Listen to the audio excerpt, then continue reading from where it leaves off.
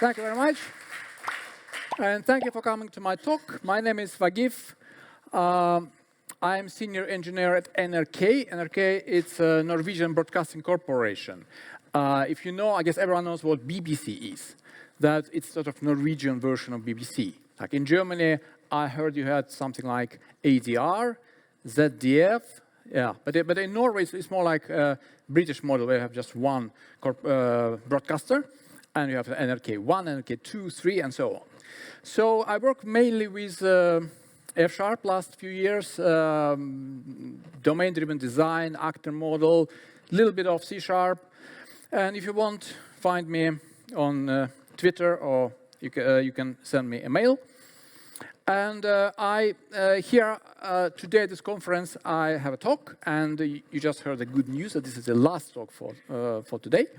But then there will be a party, and also I happen to be playing keyboard in the band Line Breakers. We'll be playing a lot of songs about software, mostly about what's going wrong with the software.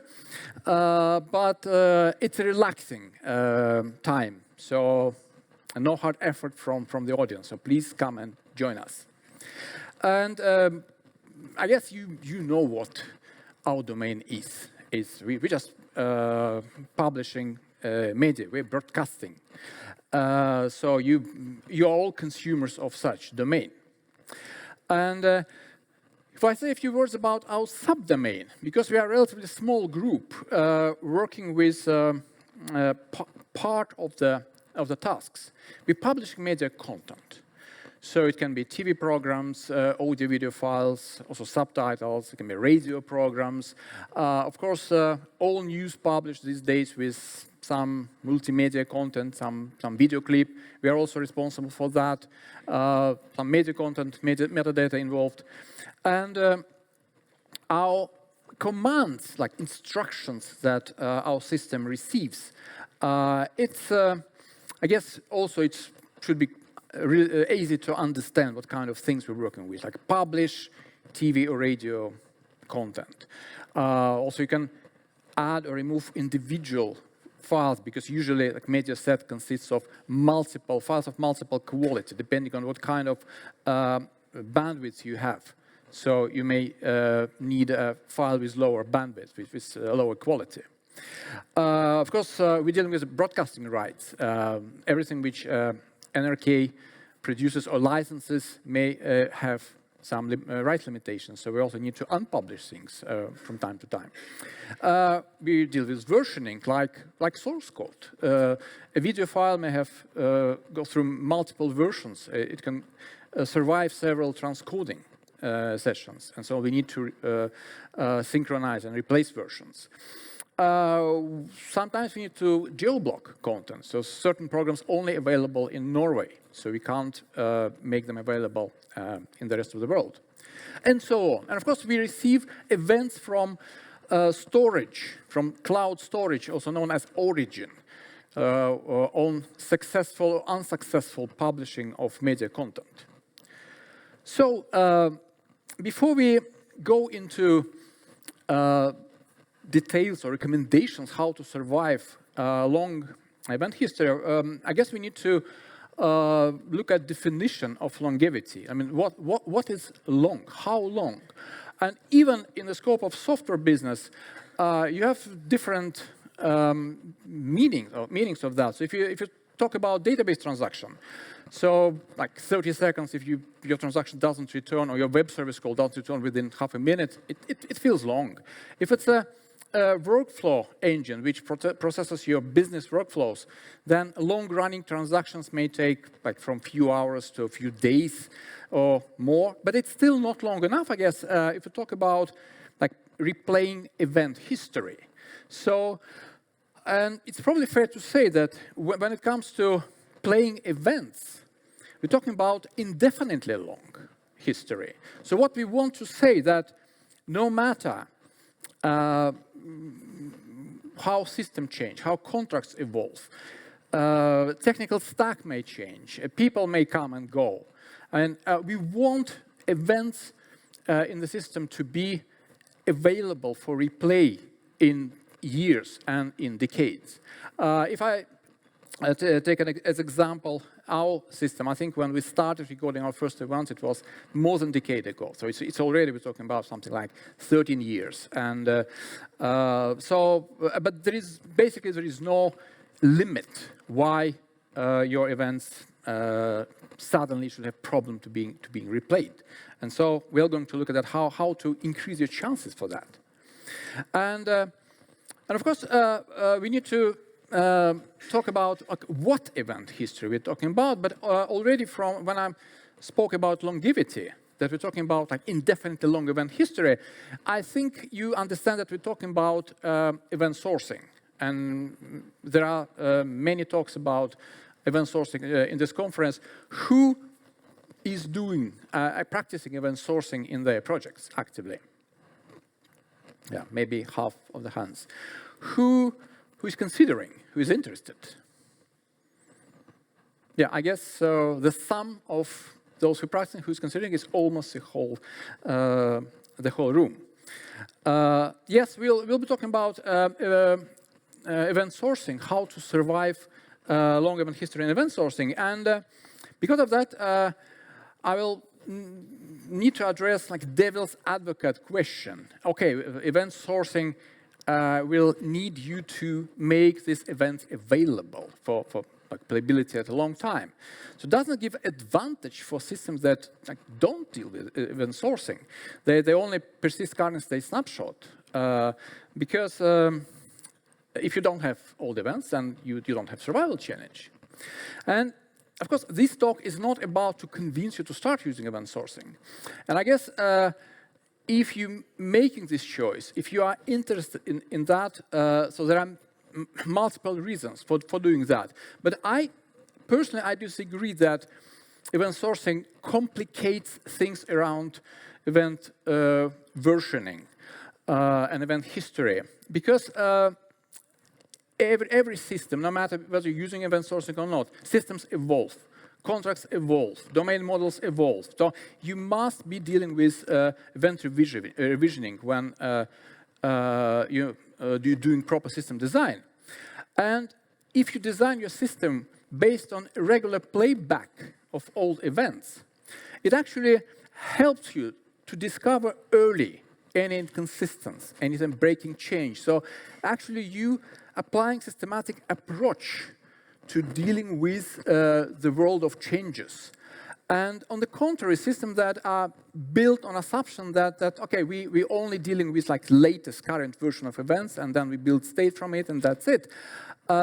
They more often have problems with contracts evolution, with events evolution. I heard stories that some large organizations that were actually backporting features to make system compatible with older versions of commands that it accepts.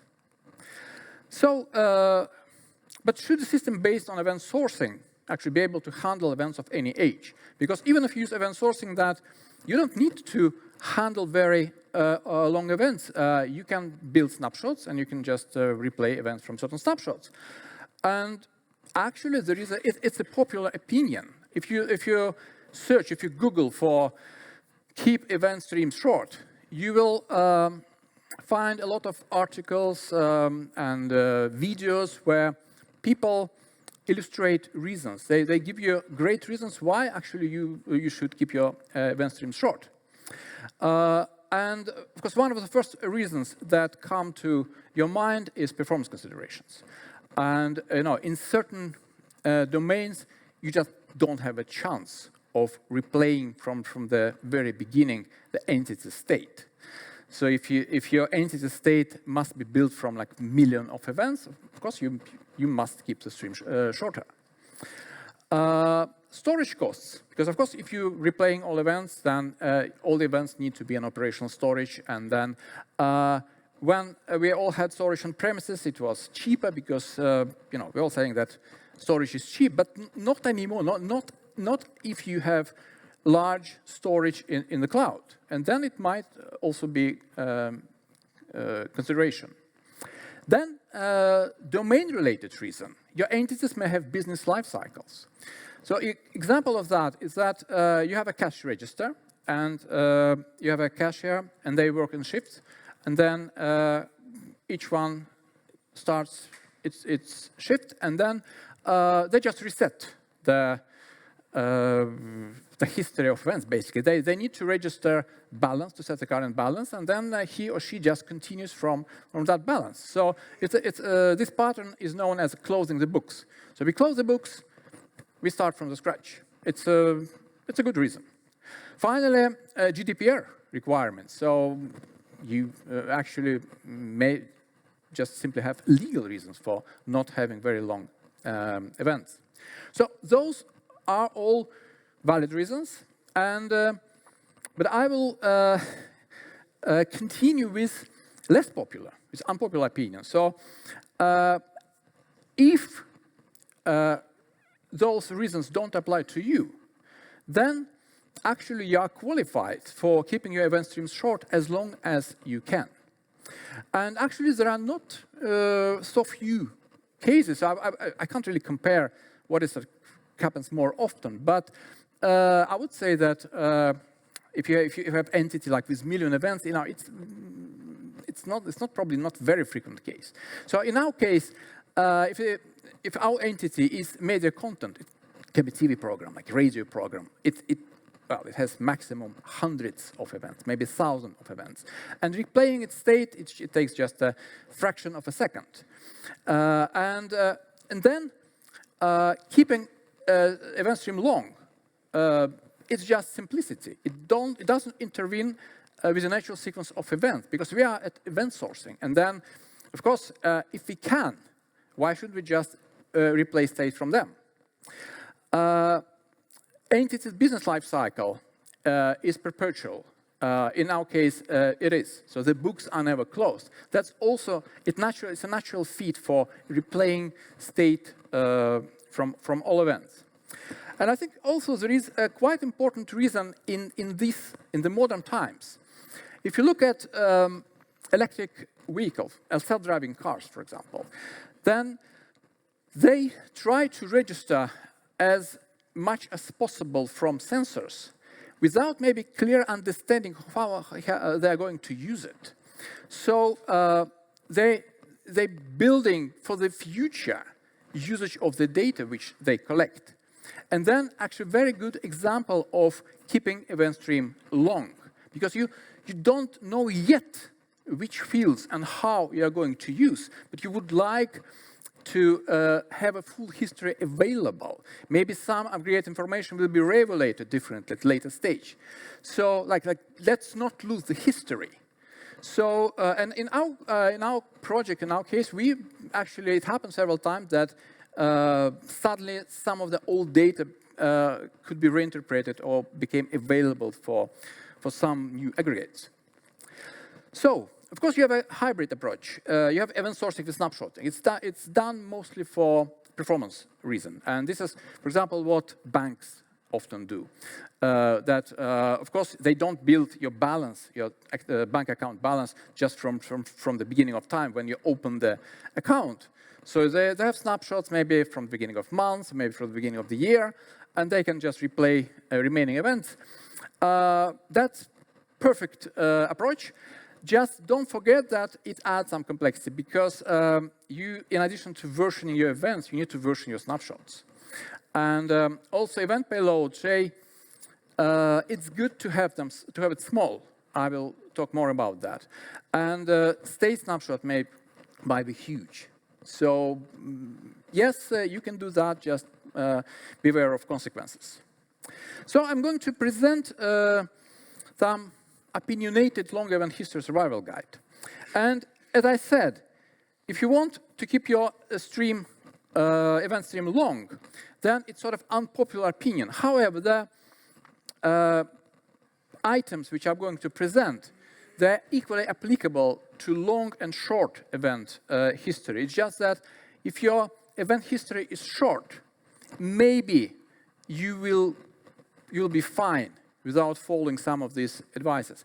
If it's long, then it may bite you. So if you don't follow the things.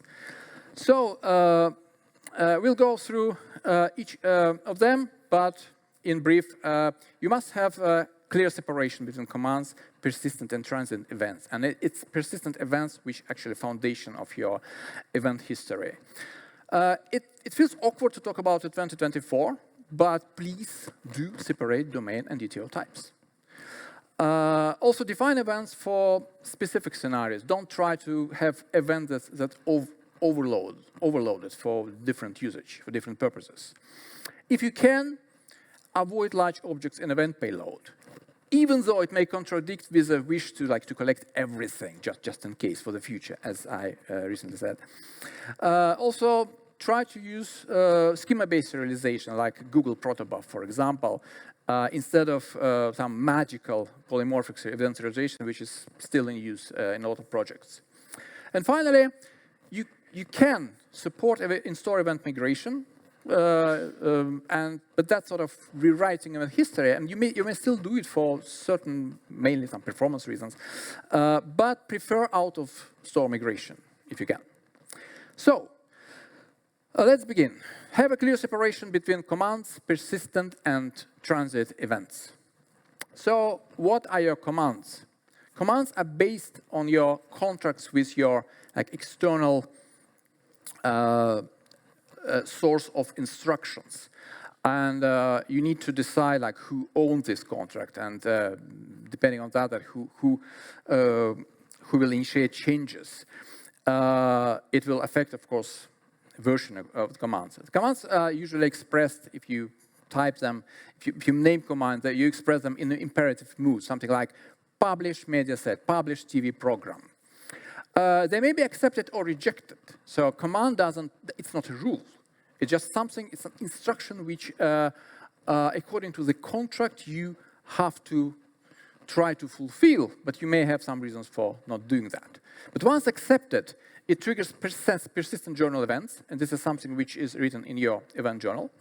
And commands may as well be persisted in an audit log, but it's not that history that we're trying to survive for a long time.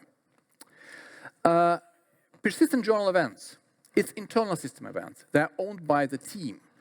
And so you have a liberty of knowing when they change. So they can't just suddenly be broken because somebody changed the contract. It's your contract. And they're expressed in past tense because this is something which already happened. So if you have a command publish media set and then you register events based on that, okay, you accepted this instruction to publish media set. So this is something which you rephrase and call it. I'll give you an example. And it can't be rejected. It represents sort of desired state for you. This is what you obliged to fulfill. And of course, they provide foundation for event sourcing. But in addition to persistent events, you may have transit events in your system, which can be published internally or published to external consumers. And then we often call them outgoing events. And outgoing events, they may also be persisted. There is a so-called outbox pattern. So let's say your system breaks. And then when it's restarted, you lose some events that were supposed to be published about something which already happened. To prevent that, you serialize your intention to publish. But this is sort of short-term serialization. Once you publish them, you can actually even delete what's in an outbox. This is called outbox pattern. And this is, you don't need to care about replaying a long event history of that. Because if you, in time, if you replay these outgoing events, you may as well generate them according to your new contracts. So in our system, we have incoming commands, which are coming to us, and then our internal events, our event journal, we split them into two types. It's desired state events and current state events. Desired states, it resembles, yes, Kubernetes philosophy, where you specify what is your desired state, and then the system needs to bring current state in accordance to your desired state. This is what we do. We find it very useful in our system. And then based on the outcome when things happen, and the current state is changed, we publish outgoing events. So this example of activity in our system, let's say there is a publishing of a set with 2 media files. Typical, I would say it's a radio program that consists of 2 audio files. One file is 64 kilobit per second, and the second one is better quality, 192. So this is a command, publish media set. We accept that command, and we persist desired state event, assigned desired state. So it's assigned, it's past tense. And the arguments of this event is these 2 files which needs to be published. Then we start talking to the origin. It's a storage, external storage, cloud storage. So we register assigned remote file. So that it's information about what's going to happen to the current state. So because there may be several origins. And then we receive events from our origins. And first we received remote file state, which is a completion of the first file, and then we publish outgoing event. Then we received remote file state for the second file, and again. And when we see that current state fulfills desired state, we generate final event, published media set. So of those activities, it's just events in the middle, journal events, which we need to be to survive long history. So, and this is why it's important to separate your commands, outgoing events, and your persistent events, because you focus on those when you try to make your history surviving for a long age. So, second thing is separate domain and DTO types. And this is a sad topic in a way because still we can see architecture which looks like that. So you have UI, you have business logic, you have database, and it's all driven by set of domain types, just a single set based on something like entity framework. And what can I say about this? Just don't. So it's, you don't do that in 2024. And I wish we didn't do that like in 2014, but I mean, at that time probably less people failed. But now, I mean, there are so many failures, and it's so hard to maintain. So just please don't apply this pattern. And if you look at, if you compare domain and DTO types, so they have very different purpose. Your domain types, they represent your current understanding of your business domain, while your DTO types, they are tailored for specific versions of specific contracts. So they have different lifespan. Of course, your domain types, they reflect, they are in complex relationships. They reflect the relationship between business entities, and your DTOs are usually lightweight and independent. Finally, you can use at full expressiveness, your language which you working with your domain types. For example, in our project, we're using F#, and F# supports so-called algebraic data types. So you have sum types, product types, you have discriminated unions and records. And it's very good, it's very powerful mean to model your domain. But your DTO types, they should be primitive. They should never be based on things like F# discriminated unions. Because you don't know, maybe next year your team will leave and there will be another team who will decide that everything needs to be implemented in Haskell or maybe C++. So your event history should survive those changes. By the way, who is using AutoMapper? Yeah, very few hands. It's perfectly fine as long as you are aware of assumptions that creator of AutoMapper, Jimmy Bogart, specified. The reason I brought it here on the slide because it's very popular library in .NET ecosystem. Last time I checked, they had more than 700 million downloads, which says something. So I suspect there are more people using AutoMapper here because it's 700 million. So it uses like simple rules to map different types. Typically, you have it is some convention. Basically, you have something on which you write on database. You have something on your UI, and it can magically map things. Okay, user here, and this is user, and this is called last name. This last name is small cap, but it probably it matches and so on. So there are simple conventions that will map things for you, but please use its assumptions. So which mainly defined around mapping types in UI. So you should never use automapper to map types between your domain types and DTO types. You should be very explicit. So, define events for specific scenarios. Try to avoid the general purpose events. Let me give you a concrete example. So, which actually is taken from our project, which shows, as I feel it was a mistake, like we did on the left-hand side. So we have multiple origins, or sort of storage, the cloud storage providers. And then we thought, okay, we probably should have just a single event that we receive from them, receive remote file state, and then we put like origin ID in that. Alternative would be, as I would do it today, is that at a certain point we were using Akamai as origin, like as cloud storage. Then we should have defined received Akamai file state. And now we're using S3, Amazon S3 compatible storage. Received S3 file state.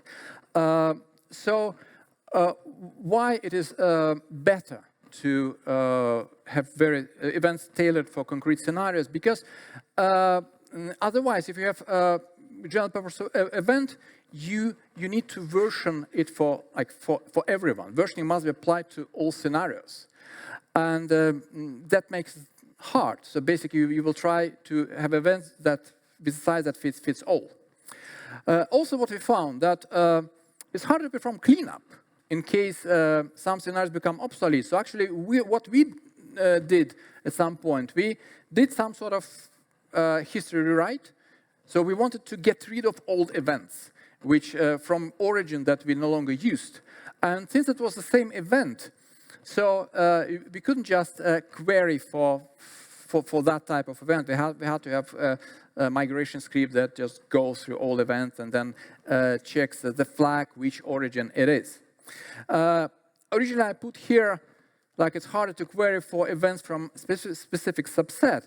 But then I realized that you probably must be using CQRS. So like you should separate your write activities and read activities, and then it shouldn't affect you because you don't query the same like event stream that you create. You query something which you generate from events. So this is not fair sort of reason. Avoid large objects in event payload. It might sound like a little bit of controversial topic because after what I said about like self-driving cars, where we want to register input from all sensors and just keep it for the future. And so there is a temptation, basically, make events contain everything. So let's have everything ready for possible use.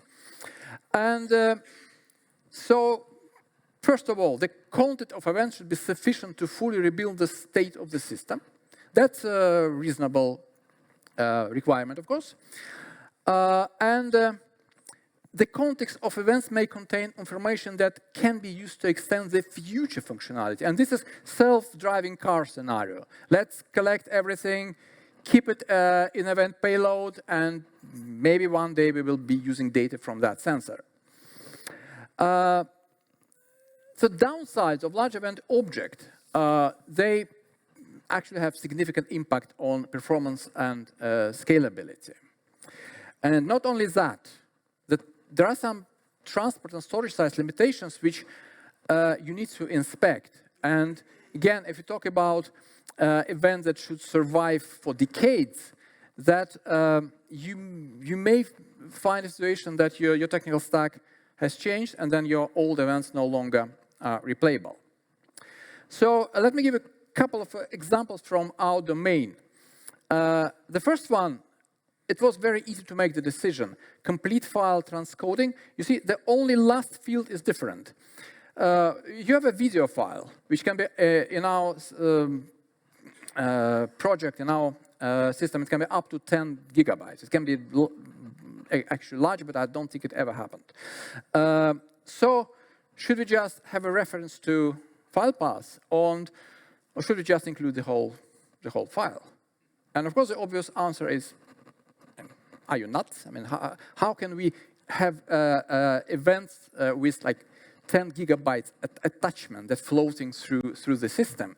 So it was immediate, of course, reaction. No, of course, we need to have a system where we have reference that can be easily resolved, so it should be easily available, but of course, don't send across this 10 gigabyte. Then you have a different event, completed subtitles file. As with subtitles file, it can be up to 1 megabyte. Usually it's much less, but yeah, it can be up to 1 megabyte. And then actually, in parts of our workflow, we can find some systems that operate with a full file content. So that system that uses it uses RabbitMQ. In RabbitMQ, you can actually have pretty large payload sent, and it's very, very quick. So okay, why not just send the whole file content? So this is what happened there. And then, first of all, it's inconsistent because you have video file, you have audio file, you have subtitles file. It's all media content. So why do we have exception for that? But then, if you look at some of the limitations in the transport and storage that we are using internally in our organization. So when that was implemented with subtitles files, it was RabbitMQ with up to 2 gigabytes per payload. And by the way, you see that starting from version 3.8, they changed the maximum payload from 2 gigabytes to 512 megabytes. It can be readjusted, but by default it's 512. So it's a stereotype saying that the size limits, they only increase, they only grow. No, sometimes actually they can decrease. Azure storage queues, just 64K. So those subtitles messages, they can't be sent through Azure storage queues, and we have workflows that use Azure storage queues. With Azure Service Bus, it's better, but still, even premium version has 1 megabyte. But you see how low are payload sizes. It's Azure storage queues, it's Azure Service Bus. It's a hint. It's an indication that please don't work with large payloads. It's not good. If you work with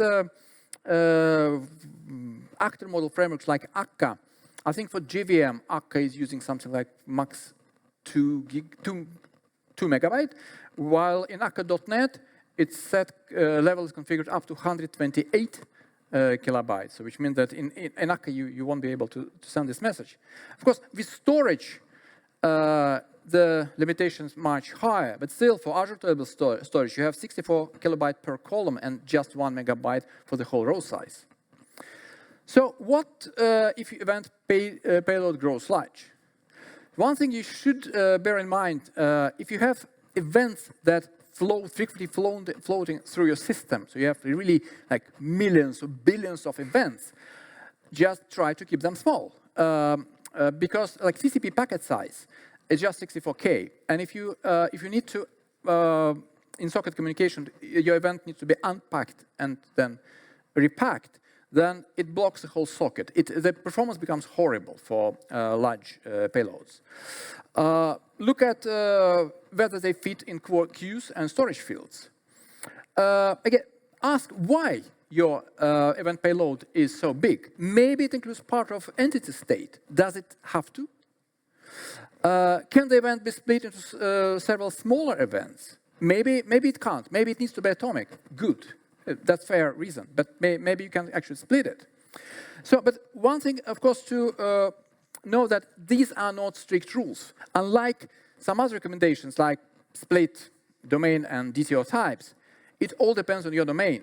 So if you are registering, if your events are like sensors from the airplane, and then you just have to record as much data as you can, as you should. But in our domain, we found that often when our event payload was large, it was just we included some state or we included some information we could just reference.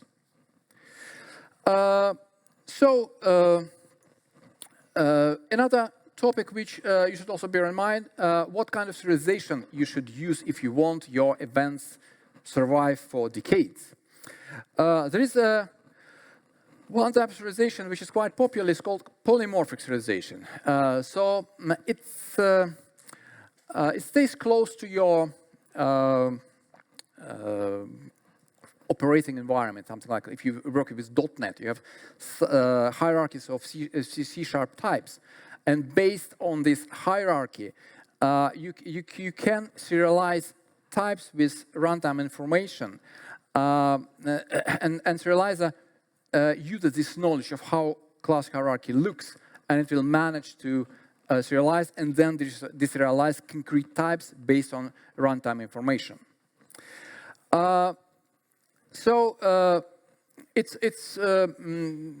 Polymorphic serialization you will find both in .NET and in Java, and it may use different serialization formats like JSON, XML. It can use also binary formats. What potential downsides with it is that it may not survive like serialize and runtime upgrades. So you may find that with a new version of framework that something is serialization broken. One important thing which you remember that it may not survive namespace changes, and we actually experienced that several times. Because I have this type which is serialized, and of course it's serialized with full runtime information, and then we have code cleanup, and then we change namespaces, and then our events didn't survive refactoring, and this is a very bad sign, and which tells you that your events won't live long, because your events should never be dependent on the internal structure of your code. So if you find this, if you find that some of your events that you store, like persistent events, they dependent on your namespace, thank you, then please think about it. What will be the consequences? So it happened to us, and consequences were chaotic, so to say, because we are broadcaster. We publish things which must be available now, and when things break, you know, it's not really pleasant feeling. So what is schema-based serialization? So then you're very explicit about like applying certain schema to your types. Good example of it is Google protobuf, but it's not the only schema-based serialization technique. So among some of the most popular, it's Apache Avro and Google protobuf. With Apache Avro, they're also binary like Google protobuf, but they use JSON to define schemas. And then that JSON, it's sent together with data. So actually you have everything packed together. With Google protobuf, you need to know on the deserialization type, like what are you deserializing. So example of Avro schema looks like this. It's a JSON, as you see. With Google protobuf, you have so-called protofile, where you specify your fields, and it's only types which actually important. Names are not important. It's types and the order of events. We currently using protobuf for performance and compactness, and I would say that this is a format that is going to stay. So don't be afraid that in 10 years from now you will have problems with protobuf serialization. It's going to stay. It's very fast. It gives you very small message payload size, and it has very good cross-platform compatibility. What I find also good in protobuf, although it's a bit opinionated, that protobuf doesn't care about naming. So you have this first version of this message, and you have second version. In second version, we decided that record ID no longer will be string. We'll be using int user ID. So we put reserved 1, like this field number 1 is no longer used. And there is a new field user ID, which is number 8. But you see that some of the fields, they change their names. Like we had last name number 4, now it's surname.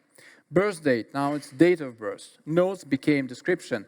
And Protobuf doesn't care about it. And I think it's also very good for keeping event history long, because next year you have a new team lead who is, developers are very sensitive about naming. And then some people would just, migrate all events just to get names right, as they believe.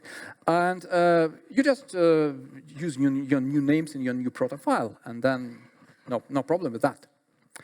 And finally, support in-store event migration, but of course prefer out of the store migration. So there are some reasons to migrate event history in-store, like performance, or maybe storage cleanup. We did it. Sometimes, like there were some very old events. There is nothing wrong, everything works. But we wanted to have both storage and code cleanup, because one of the reasons can be, let